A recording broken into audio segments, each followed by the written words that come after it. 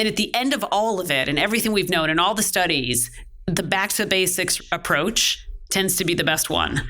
Real food is something that is found in nature, fed from nature, and will eventually rot. So if you do nothing but eat real food 90% of the time, you're going to be pretty good. And that's a very basic approach. But I think people want more specifics, and that's what's made this industry so much more confusing and fuzzy, because they want specific diet plans and they want to lose 20 pounds within 5 days. It doesn't work like that. Welcome to Beyond Theory, a podcast powered by Meadows Behavioral Healthcare that brings you in-depth conversations from the front lines of mental health and addiction recovery. I'm David Condos. With all the fad diets and complex studies out there, it can be hard to know what to eat. So how does nutritionist Kristin Kirkpatrick use her Fuel Well program to help those recovering from addiction and mental health issues at the Meadows campus in Wickenburg, Arizona? And what can that teach us about how food affects our mood? Let's get out of the abstract and see how this applies in the real world. It's time to go beyond theory.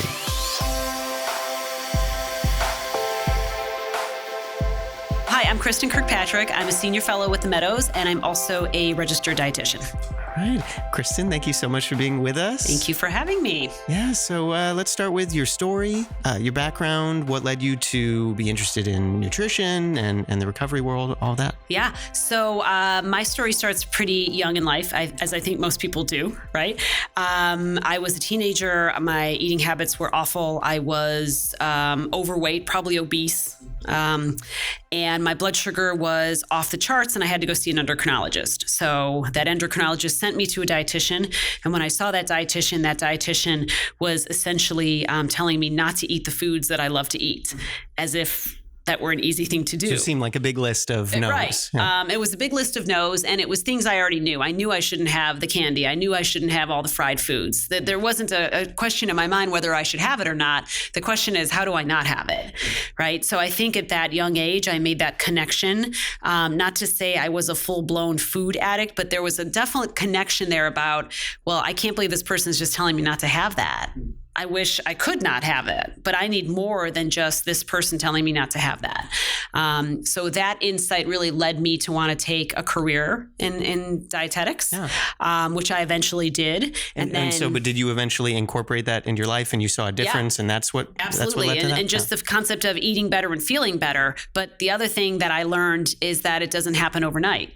Right. So when people say, well, how long did it take you to lose the weight? I'll often say, well, it probably took me 10 years and I'll let you know when I figured out how to maintain it.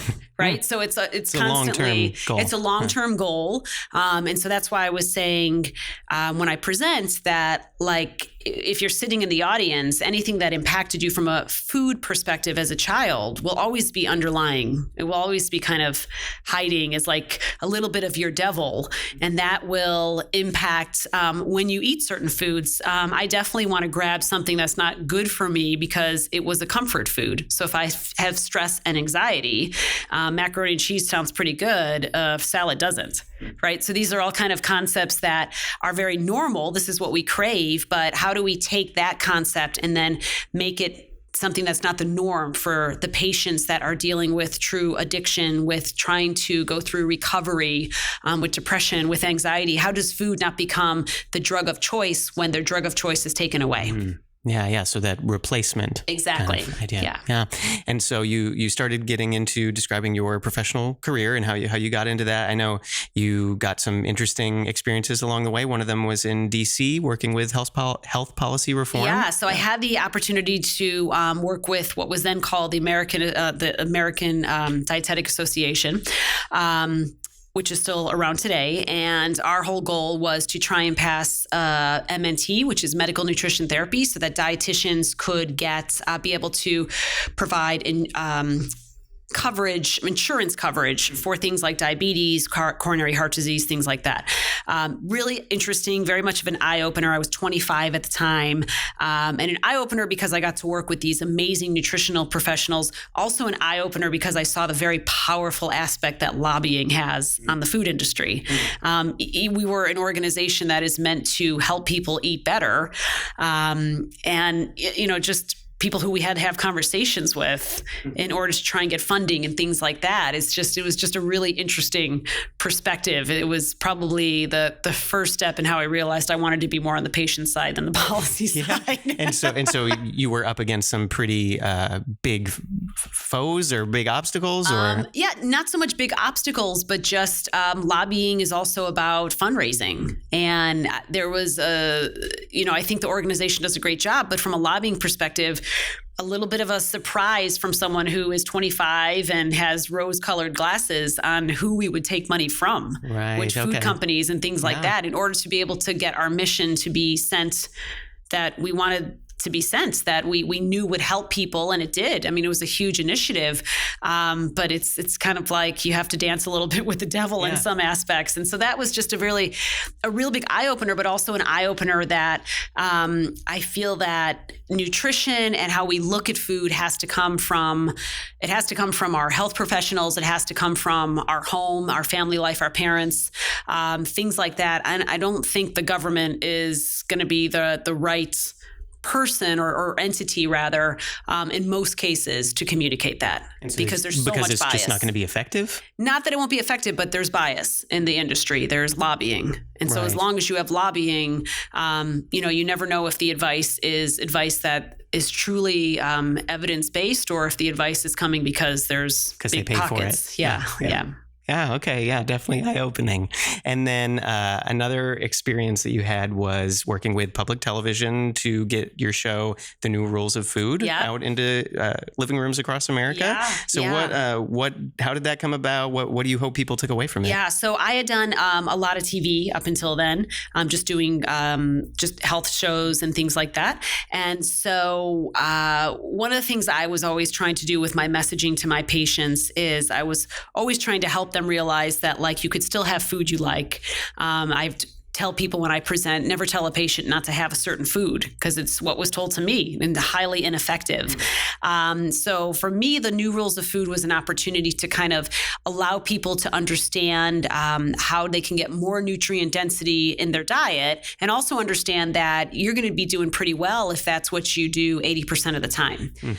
So like you don't have to worry about getting it 100% of the time and be really down on yourself. Right. Because no one can do that. It's not realistic. And so for my patients, when I see people saying, well, I love ice cream, I'm never going to have it again, they not only have it again, but they will eventually binge on it, because it was something that becomes taboo and in their head becomes something that is bad. Right. So instead of really looking at kind of this is bad and this is good, we need to look at things that are nutrient dense and lacking of nutrients, and try and focus on the ones that are nutrient dense most of the time. And then every once in a while, have the things that we know aren't going to be good for us. It's not the cookie or the fast food burger or that kind of thing that we have every once in a blue moon that makes us fat and sick as a nation. It's when we're doing it as a norm on the regular basis. Yeah. And so that's interesting how you're saying that. Just saying like, oh, this is bad, this is good, like psychologically, that's just not effective. Right. Not effective. Because food is so powerful. And there's, if you look at the studies and you look at some of the areas in the brain that are hijacked by things like sugar. Sugar is a great example of this. I could tell a patient till they're blue in the face that heroin is not good for you. Everyone knows that, right? But if you talk to people that are heroin addicts, they have it once and they want it again, right? And sugar is very similar to that, in that there are areas of the brain that open up, that make you feel calm, that make you feel good. And of course, you're going to want that food again. Right? That's going to make you feel good. And it's going to be hard to kind of break that cycle of having too much of it, right? No one has a problem with having too many carrots, right? But you have a problem with having too many pieces of licorice, right? Or pick your poison. I always tell my patients, for you, it's licorice. For someone else, it's a pizza. Yeah. Right? Yeah, Depends. absolutely. Yeah. And so you're starting to get into some of your presentation that you just gave here at the U.S. Journal Training Conference in Scottsdale, Arizona, on food and mood and the connection you're starting to talk about. So specific to this context with mental health, addiction treatment, what is that connection? What can you tell us about it? Well, the connection is huge. So there's a component of mental health called nutritional psychiatry, and that probably came out about a decade ago. ago. People weren't really talking about it a lot. And really, I don't think the conversation truly started until maybe about 2 or 3 years ago. And so what we know now is that there have been at least a decade or more of studies that have looked at the connection between certain dietary indicators, things like folate, vitamin D, omega-3 fatty acids, and how they relate to lessening symptoms of depression, maybe even the prevention of certain low-level depression, things like that. So I think that the connection is very clear. We also have clear connections on the opposite end that's more negative. Things like fast food, things like sugar, things that are like junk food tend to increase depressive symptoms, tend to increase anxiety, things of that nature. So I think the reason the Meadows is so groundbreaking in bringing kind of this entity to their treatment is because I don't think we are in a place where we can have treatment and not talk about diet. Because diet is the one thing you can't choose not to engage in every day. You can choose not to exercise, and you don't have to manage your stress if you don't want to. You can never choose not to eat, because that eventually leads to death, right? There's only so many days you go before you die. Right? Yeah. So you have to eat. And I think that's one of the reasons, like the only thing in the world you absolutely have to do daily for the most part. Right? And so everybody's doing it. And so if you can make small changes to that, then it will add up. Right. Yeah. Right. And just in the understanding of the powerful impact it has on mental health. So to think that your diet doesn't have any effect on how happy or sad you are is just wrong. Yeah. And so you were alluding to the work you do with the Meadows. You're a senior fellow there, and a part of that is the Fuel Well program that you developed. Mm-hmm. So tell us about that. Why did you decide to make that program? Yeah. So the Fuel Well program was really, I think I probably brought it to the table, but it is the staff and the CEO is Sean and all the people that are working there that really made it happen. The chefs. I mean, this is like such a collaboration and such one that I have been so proud to be part of. But I think it really was, it wasn't really me. It was the fact that they saw this need, the fact that they knew that, okay, we are the best at what we do in terms of treatment. And how do we enhance that? And the logical explanation was, well, every day we do everything right with these patients behind closed doors or in group sessions or wherever the case may be. And then they leave and they walk into the cafeteria. And does that have an impact on the treatment that they're getting elsewhere? And are we doing that right? And so the whole goal of Fuel Well was not to say, okay, you're no longer going to have these foods on the menu anymore because they're bad, but really was to provide choice. So what we did was we looked at the menus, we looked at everything that was offered to the patients, and we said, okay, we need more omega-3s, we need more whole grains, we need more of these foods, and also we're going to try and limit some of these other foods. There's still choice, so you could still walk into a Meadows cafeteria and say, well, I don't want to eat a Fuel Well program meal today, and not do that. But at least these patients have the choice, and at least now we can have the conversation with them about it. It's hard to have a conversation about something like food and then not provide that food as an option. Yeah. And so if you want to get into some of the details, what are some of the tenets of the Fuel Well program? Yeah. So we wanted to try and make at least half of our grains whole grains, and we're going to continue to work towards trying to get 100% whole grain. So taking away things like refined grains, white buns, white bread, things like that. Because that can hurt the brain chemistry? Well, it's more like what we would find involved in more processed junk food, right? More than anything else. Sugar is a big one. So obviously we have a lot of addiction disorders at the Meadows. And so if you're addicted to something else, you're probably going to be really consumed with maybe addiction of sugar or something like that as well. Kind of that replacement. Exactly, the replacement, but also the connection with looking at high sugar foods and how that impacts depression, anxiety, et cetera. So we wanted to really kind of alter the foods so that we could still provide like sweet things, but really have sugars coming from more anti-inflammatory foods. So like berries, fruits, things like that. So more from a natural source.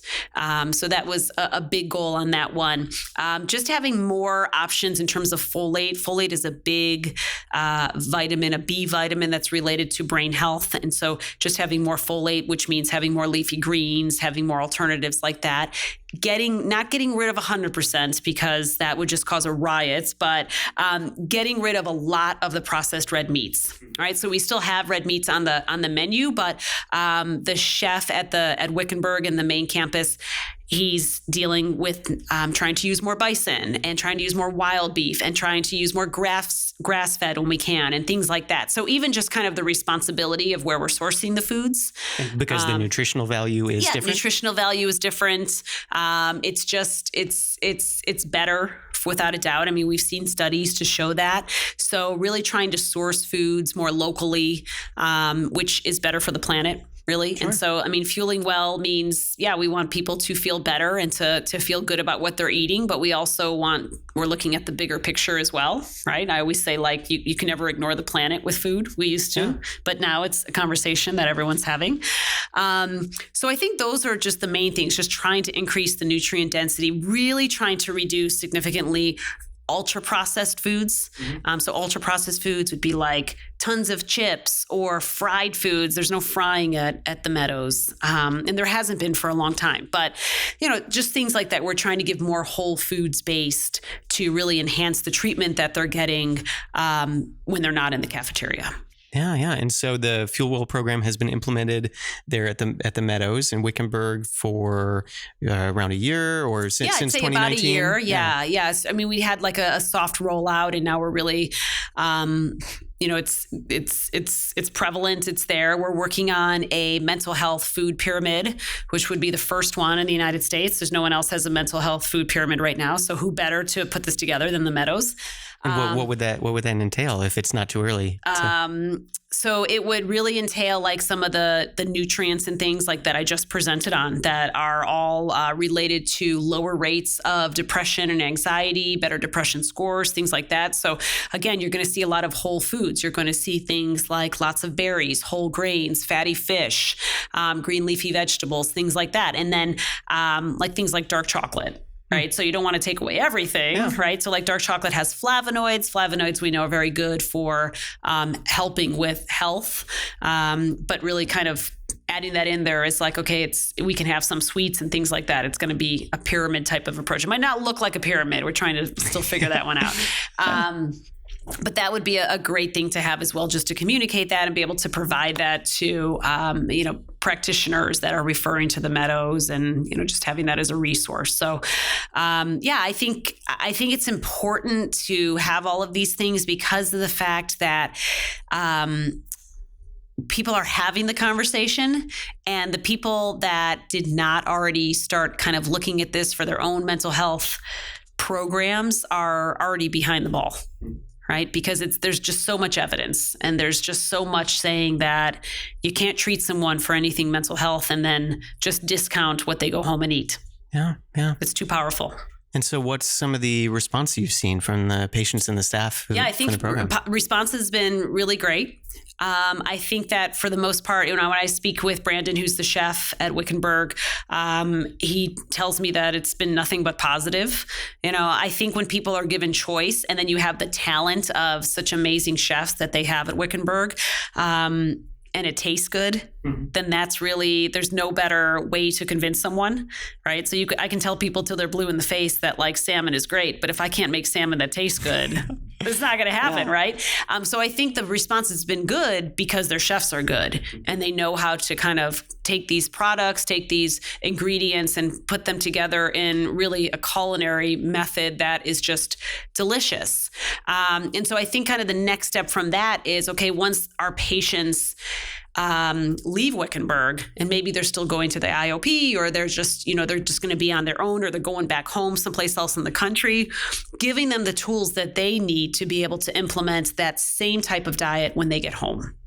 Right. So I think the educational, sustainable, right. So I don't just want to feed you these wonderful things while you're here, and then when you go home, you have no clue how to do that. So we're having like a wellness retreat in March, and we'll be doing some cooking demos and things like that. So really trying to kind of ramp up, I think, in the next year or so. What does the educational piece look like so that we're still focused on the treatment of recovery, addiction, trauma, et cetera? That's still the main focus of the Meadows, as it always will be. But this is a component that patients can take with them as well. Yeah. And so kind of looking back at, all your research, all your work, what of your years studying this, working with this, what has that taught you about nutrition that you didn't know before? What has it changed your mind about? I think the more complex nutrition gets, and it's complex because there's experts everywhere, number one, right? I mean, there's experts on Instagram that people listen to and come into my office and say, well, I'm following this person's diet. I'm like, what?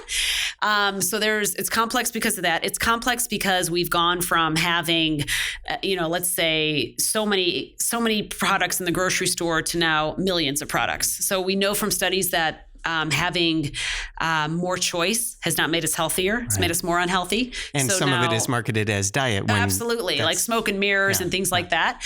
And at the end of all of it and everything we've known and all the studies, the back to basics approach tends to be the best one. Whole foods, eating real food. I said in the presentation that I always quote Michael Pollan that real food is something that is found in nature, fed from nature, and will eventually rot. Right? So if you do nothing but eat real food 90% of the time, you're going to be pretty good, right? Because real food is nutrient dense. You'll be fuller longer. Everything will be better, right? And that's a very basic approach. But I think people want more specifics, and that's what's made this industry so much more confusing and fuzzy, because they want specific diet plans and they want to lose 20 pounds within 5 days. Right. Yeah, and it doesn't work like that. It doesn't work like that. Yeah. Yeah. And we were talking before we started recording about the intermittent fasting and like how you can even just change the way you eat, when you eat, and still have that choice. Yeah. And so talk about kind of why that works, how that works. There's been a lot of studies on fasting. Obviously, the fasting components are not appropriate for patients at the Meadows that are dealing with disordered eating of any kind, right? Especially the eating disorders, but even patients that just have disordered eating and they're dealing with another addiction. But for the most part, we've seen benefit in intermittent fasting, specifically time-restricted eating, because of the fact that it is more in line with how we are supposed to eat as humans, right? We're not meant to eat around the clock. We are meant to eat more like our ancestors did, going all the way back to cavemen, and they didn't eat around the clock either. So it's more in relation to our circadian rhythm. So that's why for my patients who are really struggling with changing the type of food they eat, I will just change the time frame. And that usually is a good first step towards getting them in a healthier place. Yeah.